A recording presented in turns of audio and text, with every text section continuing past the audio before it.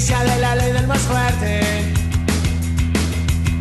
No le creo al rebaño, ni al lobo, ni al pastor. No creo ni en mis ojos, pero creo en vos.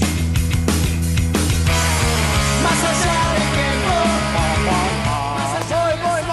Muy buenos días, bienvenidos a Día a Día en su 11ª temporada. Acá estamos esperándonos para pasar una mañana de lujo, con invitados de lujo, señoras y señores, y con buenas noticias, como estamos acostumbrados. ¿Cómo le va? Buen día ahí. Muy bien, buen día, Fito. La extrañé. ¿Me extrañaste La de extrañé. ayer a hoy? Sí. Ay, claro, y sí, a mí me pasa lo mismo. ¡Qué ¿Qué vamos a hacer? falsos que son, qué falsos! Te extrañé horrores. Pero te vio que estoy extrañé. mucho mejor. Pero pará, eso te iba a decir, Fito, ¿estás con otra energía, con otra impronta? ¿Qué pasó? ¿Qué hice? ¿Qué seguiste mi consejo y te pusiste el ajo en la planta del pie? Como corresponde, gracias. Muy bien. Berto Fontana, donde estés, gracias. Muy bien, estás olímpico. ¿Usted vio? Tengo un Estás saborcito olímpico. a ajo Bueno. en la garganta. Y sí, eso queda, esa es la Importante. secuela que queda. Pero ¿viste? divino realmente. Después le pasamos la fórmula. Sí, por supuesto, por supuesto. Absolutamente. Infalible. Le traje su regalito. ¿A mí? Ay, me trajiste No se el lo- regalito. Sí, ¿Dónde? no se lo voy a tirar ahora porque es muy grosero, ni me voy a mover hasta ahí porque no. Aparte es muy lejos. Pero, claro. Digo, pero no. ahora en la tanda les voy a dar su regalito. lo Me traje encanta, para acá. las buenas noticias, me lo das al aire, así la gente Correcto. ve que me das mi Qué regalito. Me encanta, me Tenemos encanta, de todo me encanta. hoy, qué lindo. Qué lindo, tenemos de todo hoy, Nos vamos a estar culturizando, desasnando y etcétera. etcétera. Muy bien. Pero vamos a arrancar, Anita. Arranquemos ya mismo el programa entonces. Contame las redes. Primero te quiero decir una ¿Qué? cosa, el calor sigue. Ah, ¿Está? ¿Cómo? ¿Por qué? Porque hoy es luna llena y los días de luna llena no llueve. Así que hoy no va a llover. ¡Hola, Pipe! Llueve mañana y ahí seguramente baje la temperatura. Con esto paso a las redes sociales. ¡De veras! Te cuento cuáles son nuestras redes Dale. sociales, Fito. Tenemos cuenta en Instagram, que es @diadiabtv. También tenemos cuenta en Twitter, que es @diadiabtv. Y tenemos página en Facebook que nos encuentran como Día a Día BTV. Tenemos WhatsApp, por supuesto que sí, 092-147-636. Ese es nuestro WhatsApp. Nos pueden seguir en las redes, nos pueden comentar los posteos que nosotros publicamos de lo que pasa acá, de los bloques. Nos pueden mandar mensajes sugiriéndonos notas. Nos pueden hacer críticas constructivas, no destructivas, y todo lo que ustedes quieran. Ya te voy a leer un mensajecito que nos llega, que dice, Mari nos dice, muy buenos días, para mí muy feliz festejando 48 años de casada. ¡48! 48, besos. ¿Cuál es la fórmula? ¿Cuál es la fórmula? Y esperando la charla sobre el Alzheimer, que te quiero decir que estás con un vecino mío. Estás con literalmente con mi vecino. ¿Con Roberto? Con Roberto, mi vecino. Y es muy amigo, aparte de mi madre, de cuando eran chicos, porque somos todos del barrio. Así es. Y ya estuvimos hablando de otros parentescos que tenemos también. Ah, mirá, bueno, así es Uruguay, así es Montevideo. Mira, ¿sabés lo que te quiero decir? ¿Sabés lo ¿Qué? que te quiero decir? Después producción me va a cortar la cabeza cuando nos vayamos a la tanda. Pero el viernes tenemos un invitado muy especial que le podemos pedir a la gente que nos mande qué le quiere preguntar. Bueno, podemos ¿A quién hacer algo de tenemos? eso. Tenemos a Daniel Martínez, intendente. Muy bien, así que todo lo que le quieran preguntar a Daniel Al Martínez, WhatsApp. Al WhatsApp. Perfecto. Exactamente. Ay, mira, ella es acá. Listo. Muy bien, correcto, como corresponde. Te abandono entonces porque me quedo con tu vecino, mi amor. Muy bien. Porque estoy con doctor Roberto Ventura y doctora Paola Maeso. Muy buenos días, bienvenidos. Buenos días, Buen día, gracias por la gracias. invitación. Diría el chiste espantoso, como les dije, no me acuerdo de qué íbamos a hablar. Pero no, vamos a hablar del Alzheimer. Las cosas hay que tomarlas con humor también. Pero, doctor, primero que nada, ¿qué es el Alzheimer? Así como Bueno, científicamente, digamos. Es una de las tantas enfermedades que pueden llegar a causar demencia en el individuo, que es un grado de deterioro muy importante que le hace perder la autovalidez. La enfermedad de Alzheimer es una enfermedad degenerativa del sistema nervioso central que lleva años de evolución, prácticamente no corta la vida, pero baja mucho la calidad de vida del que lo padece y de la familia. Y es una enfermedad que suele debutar con trastornos de la memoria, que por eso hay Por eso tanta tanto chiste con el tema de no me acuerdo cómo se llama la Está muy enfermedad del doctor estigmatizado, Alemán y claro, todo eso. está muy estigmatizado el tema del trastorno de memoria. Y suele acumular una serie de síntomas con los años, como que te perdes en la calle, las palabras no salen. Y eso va sumando una serie de síntomas que motivan la consulta y bueno, y ahí se puede llegar a un diagnóstico si es esta enfermedad. ¿Esto es una enfermedad que se hereda? No, No tiene nada que ver con la genética. Tiene un condicionante genético, la herencia formal cruda es muy baja, 1,8%, no llega al 2%. Cuando hay más de 3 casos en la familia en diferentes generaciones es un tema, pero la gran mayoría son casos esporádicos. Bien. Que a veces no tenés familiares, igual puede venir la enfermedad. Y doctora, que tengo la información por acá, pero me voy a olvidar, usted es presidenta ahora de la asociación no sé qué de enfermedad de Alzheimer y otras. Sí, vamos a crear el no sé qué, para así ya la gente también sabe. Sí, en realidad asumí la presidencia hace muy poquito. Igual trabajás en esa fundación como voluntaria, abogada, desde hace mucho tiempo. Ya exacto, estás muy enterado, creo. Absolutamente. Bien, muy informado. Sí, es la Asociación Uruguaya de Alzheimer y Similares. Y similares, ahí está. Sí, estoy en la asociación hace más de 2 años, ya formaba parte de la comisión directiva. Me acerqué en primer lugar porque tuve un caso a nivel personal, que fue mi mamá, que tuvo 13 años la enfermedad y bueno, falleció hace muy poco, el 15 de agosto del año pasado. Y la verdad que me acerqué a la asociación ya cuando mi madre estaba en una etapa muy avanzada, pero era una muy buena oportunidad para poder colaborar con esa obra que la verdad que se conoce muy poco. Entonces, cuando uno toma contacto y ve lo que se hace allí, dice, pucha, si lo hubiera sabido antes, cómo hubiera, comentábamos fuera de cámara, de cómo mucha gente de repente cuando toma conocimiento de la existencia de la asociación y las orientaciones y el centro diurno para personas que tienen la enfermedad en un estadio inicial de la misma y las actividades que allí se pueden realizar, como dice, bueno, si me hubiera enterado antes, ¿no? Y hay poca información. Porque no hay una pastilla, no hay un medicamento que te saque, no es una enfermedad que te la sacas, es una, como vos decías, que va aumentando. ¿Podemos decir, me muero de Alzheimer? No. ¿Querés contestar vos o querés que conteste yo? No se peleen. Los dos tenemos nuestra visión. A ver. Bueno, en realidad, a nivel personal... Era la pregunta que no tenía que hacer, perdón. No importa. Preguntá lo que quieras, que no hay problema. A nivel personal lo que considero es, y por la experiencia que tuve, ¿no? Mi madre tuvo un tratamiento médico. Lo que logramos con ese tratamiento médico, ahí está, ¿qué se logra? Y sumado a un diagnóstico prematuro, o sea, un diagnóstico a tiempo inicial de la enfermedad, lo que pudimos lograr con eso fue la extensión de vida de años y la buena calidad de vida. Obviamente que la medicación es importante. Pero hay que acompañarla de otras cosas, ¿no? O sea, el entorno familiar, actividades que traten de mantener la independencia de la persona y que traten de activar esas neuronas que se van como muriendo de a poquito, colaboran junto con la medicación. Te estoy hablando de mi caso personal con mi madre, ¿no? Y además yo creo, bueno, la enfermedad no es reversible, o sea, una vez que está diagnosticada no hay cura hoy en día para eso. Lo que se puede hacer, repito, es mejorar la calidad de vida del paciente. Ahora no sé qué opinas, Roberto. Yo me quedo sin laburo. Ya veo. No, muy bien, lo que dijo Paola es así, tal cual. Y lo importante es todo lo que sí se puede hacer. Una vez que llega el diagnóstico, enseñar a la familia a través de psicoeducación familiar cómo son los síntomas y cómo podés lidiar con cada uno de esos síntomas. Me encantó que... ¿Me entendés? Porque para cada síntoma hay tratamiento farmacológico y consejos no farmacológicos. ¿Qué puedo hacer cuando no reconoce la casa que es de ella y se quiere ir? ¿Qué puedo hacer cuando me dice que soy un impostor y no soy la pareja de él? O mirá, piensa que hay una persona en la casa o se pierde en la calle. ¿Cómo ayudo y cómo enfrento esos temas? Cuando hay agresividad, delirios, alucinaciones. Lo importante es que existe una medicación. Existe una medicación para todo lo que es cognitivo, que es memoria, atención, ejecutivo. Bueno, la eficacia es relativa, digo, es buena en algunos casos, en otros casos no es tan clara, pero sirve. Y lo que más se ha mostrado utilidad es toda la medicación para lo comportamental, los trastornos clásicamente psiquiátricos. Pero es tan importante que la familia sienta que vos la entendés, que la apoyás y que recibís y lo escuchás en cada síntoma que ellos les preocupen.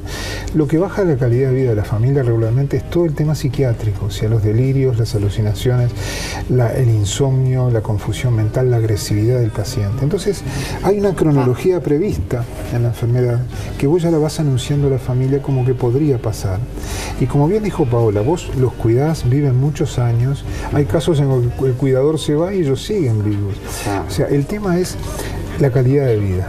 Hay una etapa intermedia en la enfermedad donde hay lo que se llama anosognosia, donde el paciente ya pierde la noción de que está enfermo. Por lo tanto, ya no hay preocupaciones en él por la enfermedad. Y lo ves tranquilo, te llega a decir a veces, no sé a qué vengo ni a qué me traen si yo estoy bien. Y la familia te relata realmente cómo es la realidad con el paciente y vos ves y medís lo que te muestra el paciente y lo que cuenta la familia. Ideas un plan de tratamiento y siempre llegás a buen puerto en el sentido que si la familia es receptiva y sabés dar la información bien, la familia logra una mejor calidad de vida. Ahí está, pero ¿y a dónde recurre la familia cuando, o sea, a la asociación, a mi sociedad médica, voy ¿cómo es?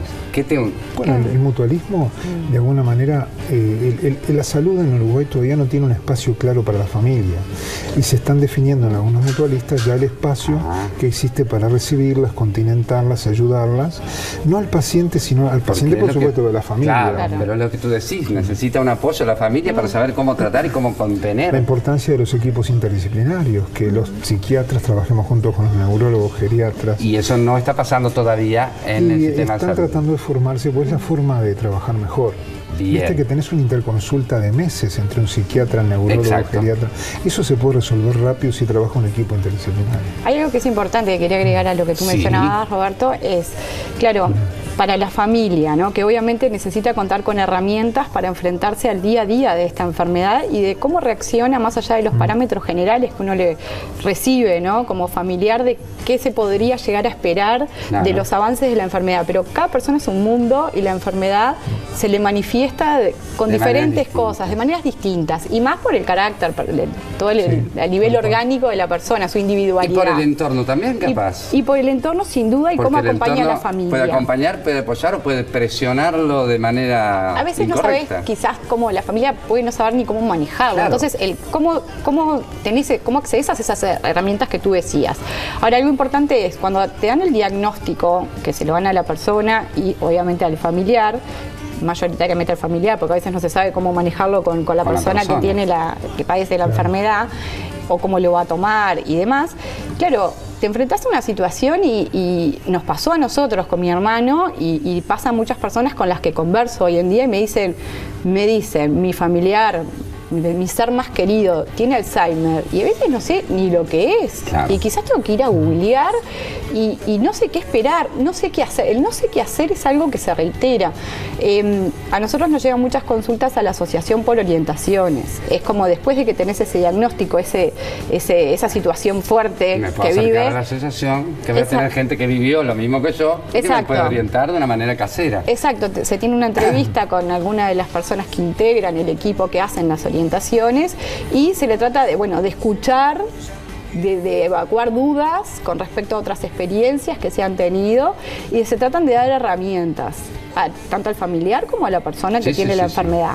Y bueno, y además de también fomentar de que hay ciertas actividades cognitivas como laborterapia, musicoterapia y demás que pueden ayudar, como te decía hoy, en forma paralela, obviamente, a un tratamiento médico y a una asistencia de la mutualista o de quien sea, del profesional que la asista, que logren esa mejor calidad de vida y el retraso del avance de la enfermedad. A mí lo que se me ocurre es darle un segundo para que respiren y tomen un trago de agua y vemos un videíto que tenemos preparado. Muchas gracias. Estupendo. Mi abuelo ocupa un lugar muy importante en mi vida. Con él aprendí a reír hasta que me duele la panza, a levantarme después de cada caída, a ser feliz con un abrazo. Aprendí que en la vida siempre hay premio para el que se porta bien, que mi sonrisa es mía y nadie tiene derecho a quitármela, que si quiero, puedo. Mi abuelo me enseñó un montón de cosas. Él no se acuerda, pero yo sí.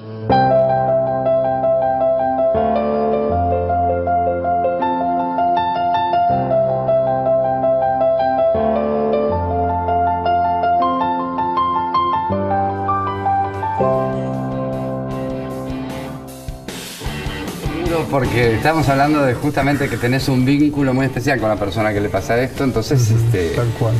Es jodido. Tendríamos 800.000 cosas que hablar y no nos va a dar el tiempo.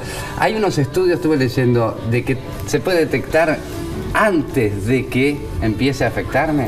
Bueno, el tema es que hay una serie de síntomas precoces, que la enfermedad suele aparecer tal vez de 10 a 20 años antes que empiece la sintomatología formal. Por ejemplo, un síntoma que hay que informar sin asustar, por supuesto. A ver.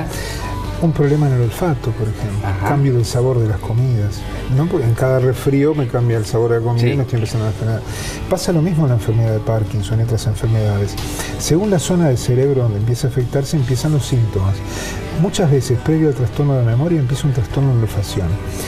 Después digo, existe una serie de síntomas, de estudios, como el estudio neuropsicológico, estudios imagenológicos, el SPECT cerebral y el PET cerebral, que tiene un porcentaje de aciertos muy importante, que acá tenemos un muy buen nivel de desempeño diagnóstico en esas áreas de imagenología funcional, que realmente hacen un diagnóstico precoz y avisan. Una vez que el diagnóstico, que siempre es posible y probable, no es tan definitivo porque habría que hacer una biopsia cerebral para saberlo. Bueno, no. Cuando tenés el diagnóstico ya casi certero, es donde vos ya encarás un plan, preparás a la familia y sobre todo preparar apuntando a la calidad de vida de todos. ¿Cómo logro que el paciente pase lo mejor que pueda cada etapa? Conviene la reeducación cognitiva, ¿no? Ya tenemos un diagnóstico hecho. Y una cosa que pasa por alto muchas veces es, viste qué importante es, Pau, es proteger la imagen social, profesional y familiar del paciente. Por ejemplo, desde la apatía, que es un síntoma con apagamiento, Sí. hasta los trastornos de la atención y de la memoria, hay que saber que muchas veces conviene que el paciente esté rodeado de situaciones rutinarias y no cambiarlo mucho de situaciones. Llega un momento en que tampoco es conveniente ni forzarlo a hacer tareas, ni sacarlo del ambiente muy seguido, porque lo ayudás con las muletas ambientales y decir, bueno, ya estoy acostumbrado a estas rutinas. Me lo llevo a mi casa a comer, lo llevo a Miami, ¿qué hago, doctor? Porque cada vez que viene mal, o lo veo tan quieto que yo quiero que él haga algo. Bueno, hay que explicar. Si no venía haciendo nada, Claro, hay que explicar no puede cambiar la cuándo, rutina de un día para el otro. claro, cuándo conviene hacer cosas, qué cosas conviene hacer, y a veces es mejor dejarlo quieto cuando hay mucha apatía y hay un desinterés importante, porque a veces forcejearlo a hacer cosas cuando no quiere no sirve. Ay, no nos va a dar el ¿Entendés? tiempo. ¿Sufre mucho el paciente? ¿Es consciente de lo que le está pasando? Yo te diría que no sufre, porque después que empieza este problema que tiene mucho que ver con el lóbulo frontal, que es la anosognosia, yo no me doy cuenta que estoy enfermo, para mí está todo bien, lo ves al paciente tranquilo, indiferente y a veces hasta contento, andás a ver por qué, ¿no? Y los familiares sufriendo muchísimo. Pero yo me imagino, yo, despertándome Claro. con alguien al lado que le diga, ¿quién sos? Exactamente. Digo, es terrible para la persona que no, la cual no es reconocida. Sabe, doctor, que es él, pero no es él, está, pero no está, no es la misma persona. Claro, pero para él, que se encuentra con rostros que no reconoce y está viviendo en una casa que no conoce, debe ser terrible también. Sí. Tenemos de todo para hablar. Cuando se presenta la enfermedad, tiene lugares donde recurrir la persona, tiene lugares donde recurrir las familias. Hay tratamientos que se pueden hacer para paliar la situación, Sí, o sea, sí, para que seguro. te acostumbres, sepas qué hacer y la calidad de vida de ese paciente sea mejor. Ahora, hay cosas que yo puedo hacer desde los 20 años para evitar, disminuir o retardar un Alzheimer. Muy buena pregunta. Mirá. Porque de repente puede haber cosas que uno puede ir haciendo. Hoy se sabe que existen condicionantes genéticos, pero los genes que determinan que la vas a tener sí o sí son muy poquitos, son 3 nomás. Pero hay muchos genes de susceptibilidad que te predisponen, pero hay factores ambientales que si los sabés llevar, probablemente, no está totalmente demostrado, pero podrías retardar mucho el inicio de la enfermedad. Algunos hablan hasta de evitarla. Pero son factores clásicos como combatir el estrés, la ansiedad, la angustia, cuidar nuestro cerebro de golpes y de tóxicos al cerebro, y de alguna manera llevar una vida saludable, que estamos tan acostumbrados a no ser tan felices a veces con el desempeño, con el trabajo y con el diario vivir. Hay que buscar situaciones de tranquilidad. ¿Me entendés? ¿Sabés que hay un convento en México de unas viejitas, unas monjas que viven 100 y pico de años y que dicen que la clave está en el ejercicio del cerebro?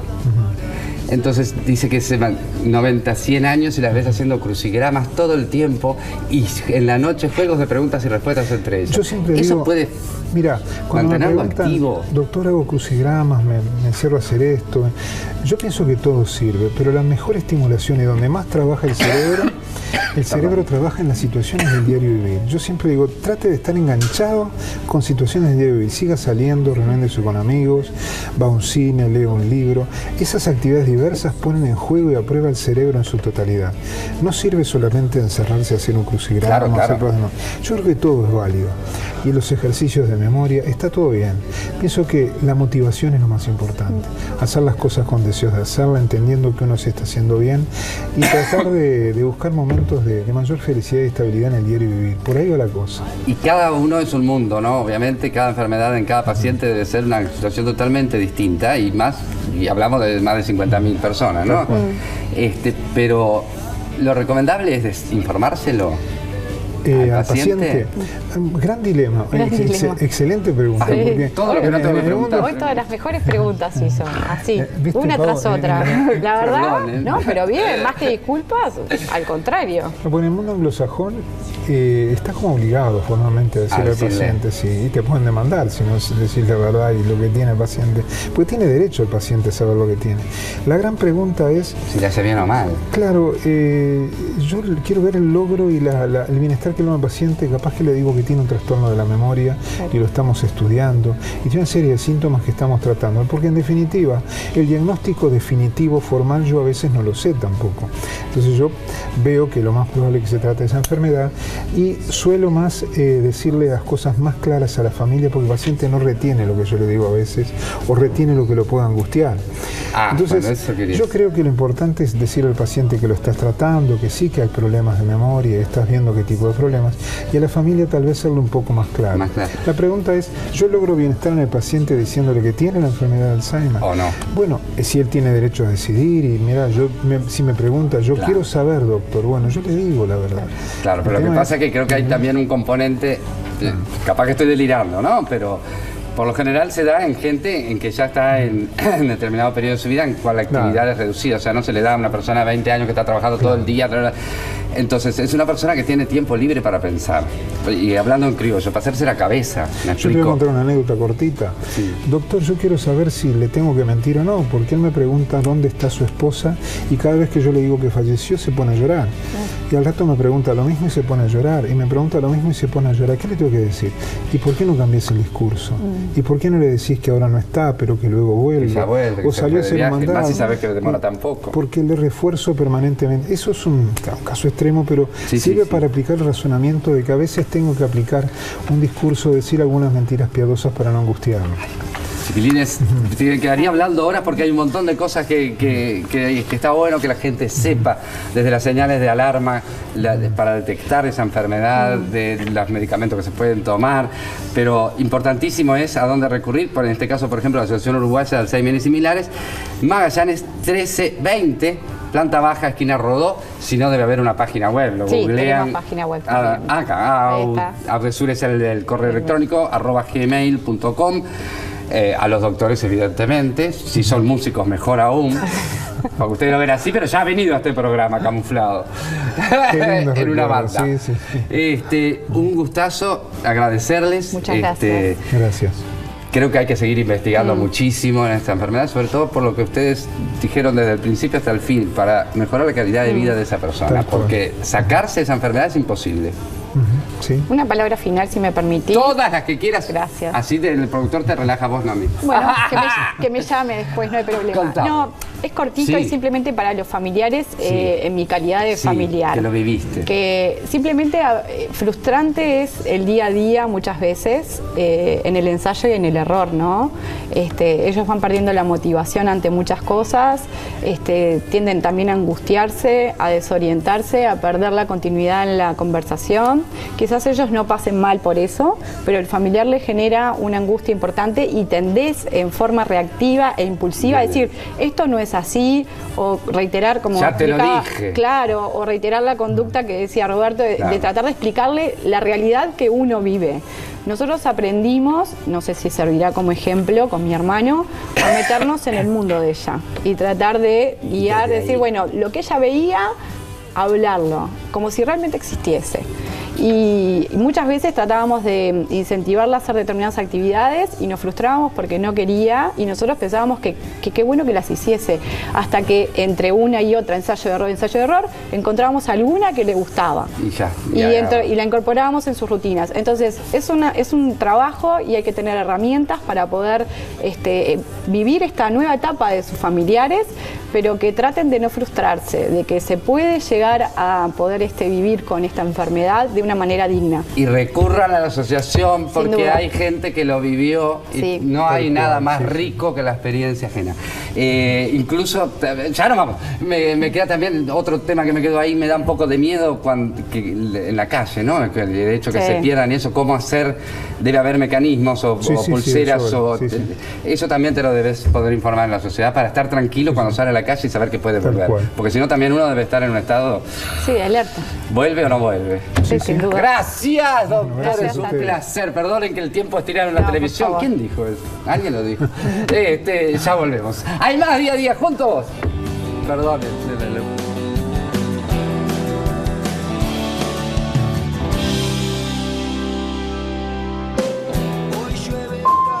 Mi abuelo ocupa un lugar muy importante en mi vida. Con él aprendí a reír hasta que me duele la panza, a levantarme después de cada caída, a ser feliz con un abrazo. Aprendí que en la vida siempre hay premio para el que se porta bien, que mi sonrisa es mía y nadie tiene derecho a quitármela, que si quiero, puedo. Mi abuelo me enseñó un montón de cosas. Él no se acuerda, pero yo sí.